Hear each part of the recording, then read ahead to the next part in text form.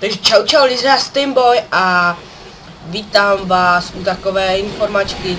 Ta hra, co v pořadí, se jmenuje Team Fortress a hraju za skauta teďka.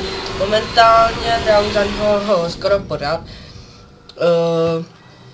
Ale chtěl bych jít k věci, že tady s tímhle kanálem bohužel končím a začínám na novém kanále,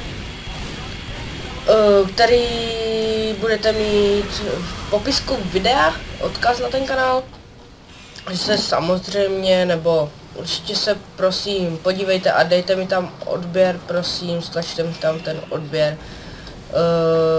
Proč vlastně začínám odznova? Protože se mi tam nelíbila ta aktivita těch lidí, takže teďka bych tam fakt chtěl lidi, kteří by mi dávali lajky, vyjadřovali se v těch komentářích a tak dál.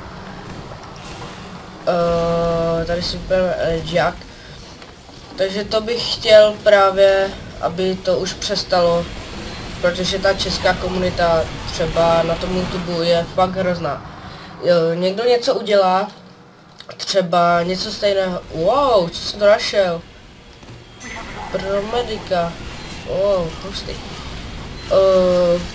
Třeba někdo něco udělá a hnedka je kopírka, třeba když něco udělá ten... Ne, počkej, já jsem se do toho jak zavodal.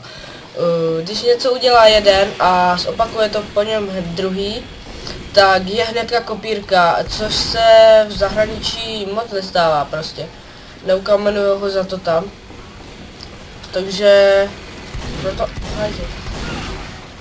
proto chci začít od znova a chci tam lidi jenom ty, co prostě, já nechci říct, co prostě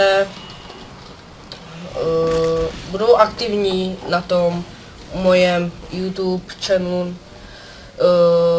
Jmenuje se to Team Boy LP, to jsem vám ještě neřekl, jmenuje se to Team Boy LP, takže tam budou jenom let's playe a bude tam let's play tady z téhle hry, potom tam bude ještě Skyrim, jak jsem tam začínal, jak jste mohli vidět tady na tom kanálu.